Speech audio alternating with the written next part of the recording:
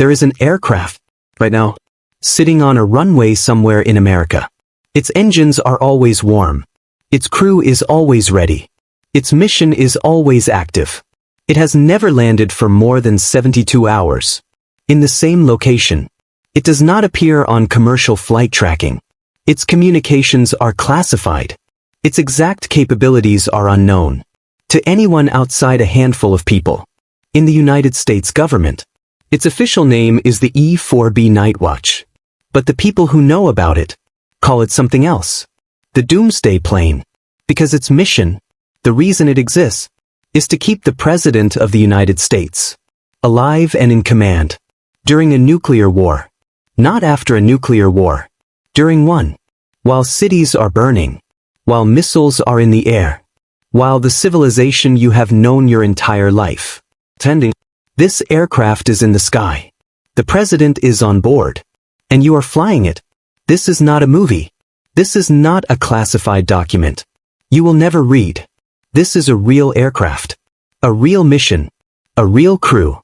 And this is your life. To understand this job, you first have to understand the machine. The E-4B is based on the Boeing 747, the same aircraft that carries hundreds of tourists on vacation every single day. But that is where the similarity ends. The interior of the E-4B bears no resemblance to any commercial aircraft you have ever seen. There are no passenger seats, no overhead bins, no flight attendants with drink carts. Instead, there are 6 work areas. A National Airborne Operations Center, a conference room where the President can conduct nuclear war strategy. At 35,000 feet, communications equipment, so sophisticated that this aircraft can reach every military command on Earth, every submarine, every missile silo, every aircraft carrier, simultaneously. The aircraft has in-flight refueling capability, which means, in theory, it never has to land. It can stay airborne for as long as the crew can function, as long as the engines hold, as long as fuel can be delivered. The longest recorded flight of an E-4B Nightwatch is 35 hours and 12 minutes. During that flight, nothing happened. It was a test. But the mission it was designed for, the scenario it trains for every day, is one where landing is not an option, because the targets on the ground that a nuclear adversary would aim for include every major military installation, every communications hub, every command center. The only command center that cannot be targeted is one that is moving at 600 miles per hour, at 35,000 feet. That is the Doomsday plane, and that is why it exists. Who flies the most classified aircraft? In the United States military, the selection process is not publicly documented. The specific requirements are not published anywhere. What is known, from the few people who have discussed it, is that the pilots of the E-4B Nightwatch are among the most thoroughly vetted military aviators in the world. You need thousands of hours of military flight experience. You need an impeccable service record. You need security clearances that go beyond top secret into classification levels that most military officers never know exist.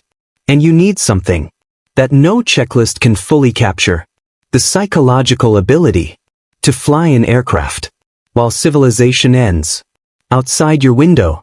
Think about what that means. You are in the cockpit. The President is in the cabin behind you. On the screens in front of you, you can see where the missiles are, where they are going, what is already gone. Cities, gone. Military bases, gone. The world you grew up in, changing beyond recognition, in real time.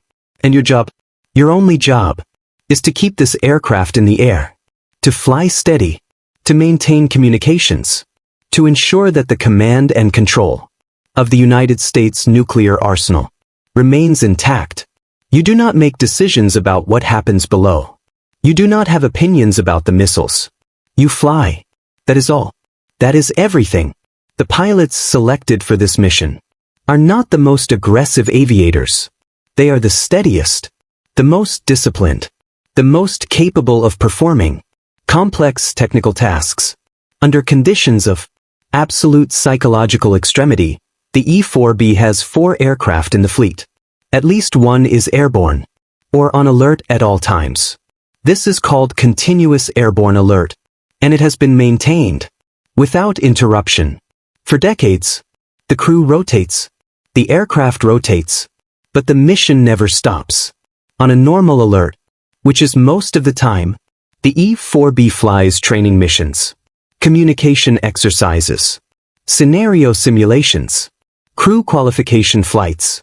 The crew practices exactly what they would do if the scenario became real, how to receive and authenticate an emergency action message from the National Command Authority, how to maintain communications with submarine-launched ballistic missiles, with land-based ICBM launch crews, with allied nuclear forces, how to coordinate the command and control of the most destructive arsenal in human history, from an aircraft flying through a world where most of the command infrastructure no longer exists.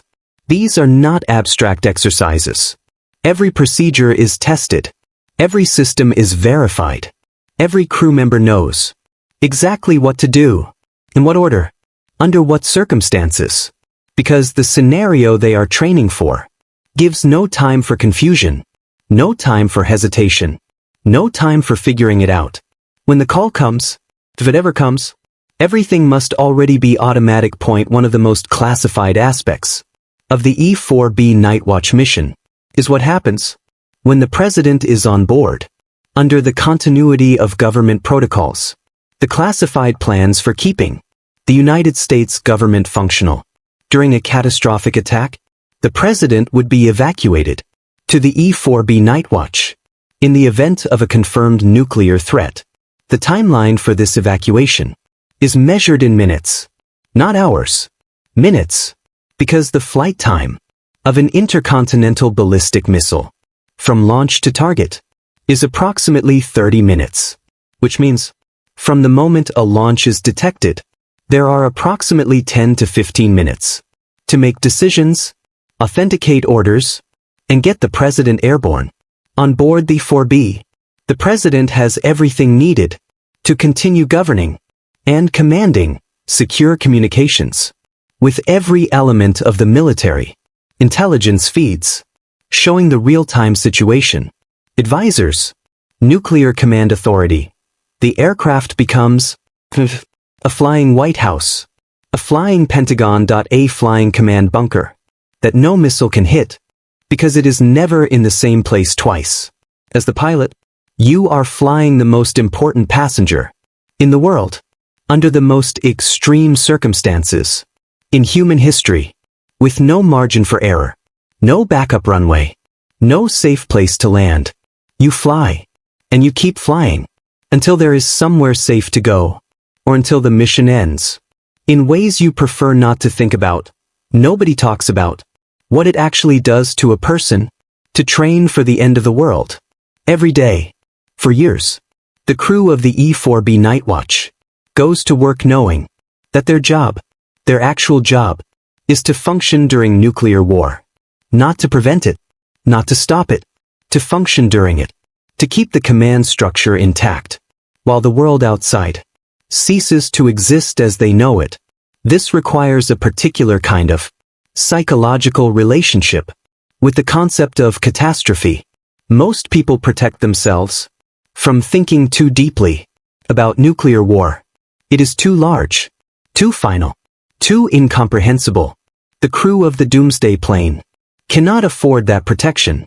They must think about it, plan for it, practice it, until it becomes not normal exactly, but manageable.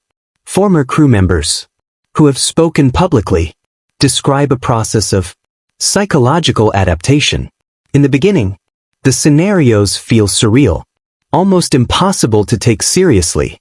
You are sitting in a training room, being told what to do, when nuclear weapons are destroying American cities, and part of your brain refuses to believe this is a real thing you are being prepared for. But over time, the training normalizes it. The procedures become familiar. The scenarios become routine.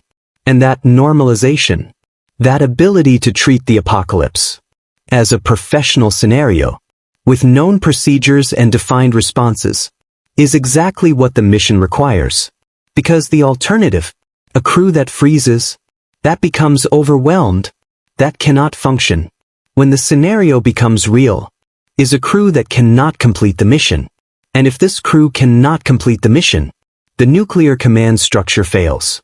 The president loses communication with the arsenal. The deterrence system collapses. The stakes of psychological readiness for this crew are higher than for any other military unit on Earth. What is daily life like? For the crew of the Doomsday plane, it is surprisingly ordinary, in a way that is itself extraordinary. The crew has families, houses, children, normal concerns about mortgages, and school runs, and what to have for dinner. They cannot tell their families the full details of their work. The classification levels involved make full disclosure impossible. A spouse knows their partner flies for a classified mission. They know the aircraft. They know the general nature of the job. But the specific scenarios, the specific procedures, the specific weight of what their partner carries, those things live inside the crew member alone. The alert cycle means that crew members are away from home for extended periods, on call in ways that most professions cannot imagine. The call comes, and they are not already airborne. They need to be at the aircraft within minutes, not hours, minutes. This shapes everything about how they live, where they live, how they plan, what they are able to commit to, and what they cannot. The community of E4B crew members is small, tight, defined by a shared understanding of what they carry that no one outside can fully appreciate. They find that understanding in each other. There is a question that surrounds the Doomsday plane that nobody ever asks directly. If the scenario becomes real, if the missiles are actually flying, if civilization is actually ending, what happens after? The E4B can stay airborne for as long as fuel can be delivered, but eventually, the refueling aircraft stop flying. The fuel supply ends. The world on the ground is unrecognizable, and the aircraft has to land. But on what runway? In what country? In what world? These are questions that the mission planners have considered, that the crew has considered, that the president's advisors have built scenarios around. But the honest answer, the answer that nobody states directly, is that there may not be a good answer. There may be no runway, no safe place, no world left to land in. And the crew of the Doomsday plane knows this. They have thought about it. They have made their peace with it, or something that functions as peace, because the alternative is to not fly the mission, to not be ready, to abandon the last functioning command and control system the United States has in its most desperate hour, and that they will not do. Former crew members describe a clarity that comes from confronting this reality directly, a simplification when you have genuinely faced the worst possible outcome, when you have looked at it clearly and decided to do the job anyway. The ordinary anxieties of life lose much of their power. Traffic, deadlines, arguments, none of it carries the same weight it once did, because you have already stood at the edge of everything and chosen your duty over your fear. Most people will live their entire lives never knowing this aircraft exists, never knowing that right now, somewhere in the skies above America, there is a crew that has prepared for the end of the world, that has made their peace with what that preparation means, that will fly through whatever happens, because someone has to, because the alternative is a world without anyone trying to hold it together, and they will not allow that, not on their watch. If this showed you a world you never knew existed, subscribe, because next week we go inside another world most people never see. Drop a comment. Could you fly that aircraft? See you in the next one.